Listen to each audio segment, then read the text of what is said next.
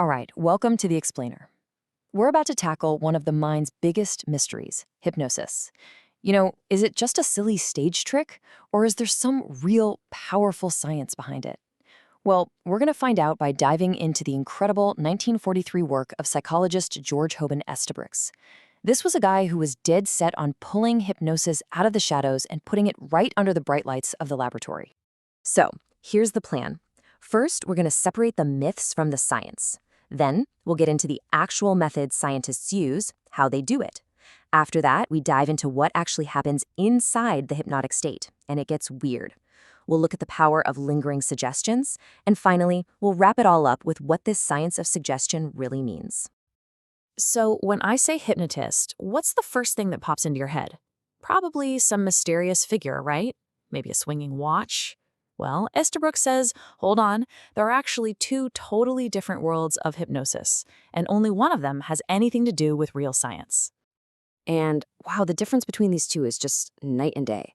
Think about the stage performer. It's all high pressure, a super fast attack, bright lights, a big crowd. The goal is to throw the person completely off balance. But the scientists, they do the exact opposite.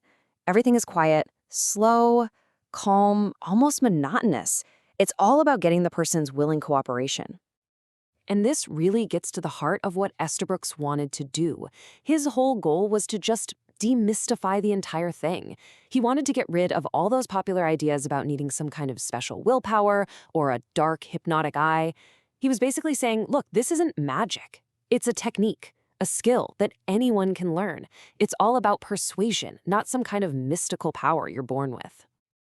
Okay, so how does a scientist actually do it? How do they induce a trance?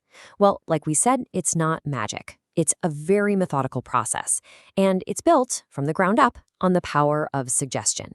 The whole idea is to gently, step by step, bypass the conscious mind. This whole process is really a masterclass in building trust and getting around our conscious resistance. You can almost think of it like a ladder of suggestion. The hypnotist starts with something really small, just talking about sleep, making you relaxed. Then they test the waters. Your eyelids are so heavy, they're locked shut. Once you accept that, they move on to bigger things, like suggesting your arm is stiff as an iron bar. Then they go for automatic movements, like your hands are rotating and you can't stop them. See? Each step that works builds on the last one, taking the person deeper and deeper into the trance. And you know what's really incredible? The first sign that it's actually working isn't some big dramatic struggle. Nope, it's the complete opposite. It's this weird sense of lethargy. The hypnotist will say, try to open your eyes or try to bend your arm. And the person will often say something like, yeah, I probably could, but I just can't be bothered to try. That's the first big clue. So that feeling, that lethargy, that's the doorway. It's the gateway to the deepest stage of hypnosis, which has this fancy name, somnambulism. And believe me, this is where things get really, really strange. This is where we see just how powerful the link between suggestion and what we perceive as reality can be.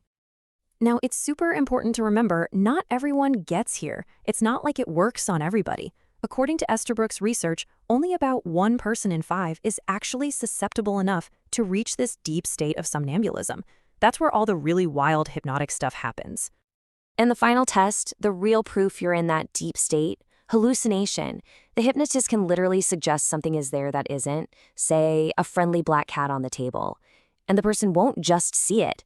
They'll reach out, they'll pet it, they'll talk to it as if it's 100% real, even though, of course, there's absolutely nothing there. But here's a fascinating twist. This proves that even in a super deep trance, the person isn't just some mindless robot. No way. Their own imagination, their personality, it's all still in there and it's active. I love this example. A subject was asked to describe a gallywampus, which, is a totally made-up creature. And they came up with this amazing creative description.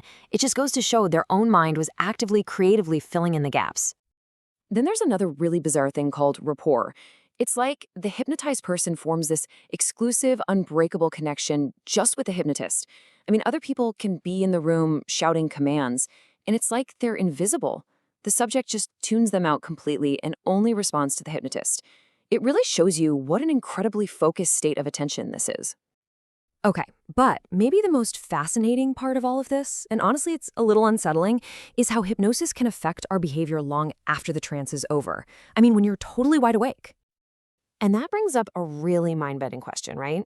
Can the hypnotist's influence actually follow you out of the room, out into your normal life? Could a suggestion that was planted during a trance make you do something hours or even days later? The answer, amazingly, is yes. And it's done through something called a post-hypnotic suggestion. Basically, it's an instruction, a command, really, that gets planted in your unconscious mind while you're in the trance, and it's designed to be carried out later, usually when you hear a specific word or see a certain action. There is this incredible story from a Harvard experiment that just captures this perfectly. A student was given a post-hypnotic suggestion to hand over the ace of spades from a deck of cards when his professor lit a cigarette. Now, consciously, he tried to resist it for hours. He said he felt haunted by the card, but finally, he just couldn't fight it anymore. He gave up, walked over, and handed it over. The compulsion was just overwhelming. And here's the absolute kicker. People have no idea they're acting on some hidden command. Their conscious mind will actually invent a totally logical sounding reason for why they're doing this bizarre thing. So if they were told to, I don't know, put a lampshade on their friend's head, they wouldn't say, a hypnotist told me to. They'd come up with something like, oh, I'm just conducting a little psychological experiment on humor. They're completely unaware of the real reason. All right, let's pull all of this together. We've stripped away the myths, we've looked at the scientist's method, we've seen the really strange stuff from inside the trance. So what is hypnosis really? So what it all boils down to is this. Estabrooks completely reframed what hypnosis is. He showed us that it's not some kind of black art. It's a real, legitimate scientific tool.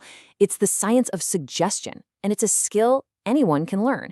It basically opens up this direct line to our unconscious mind, and it shows, pretty dramatically, how much our actions and beliefs can be influenced by suggestions we don't even know are there. And that really leaves us with one final big question to think about. If suggestion is this powerful in a controlled lab setting, where else is it working on us, in our everyday lives? Think about the subtle, and maybe not so subtle, suggestions we get from advertising, from politics, from our friends. How much of that is shaping who we are and what we do without us ever realizing it?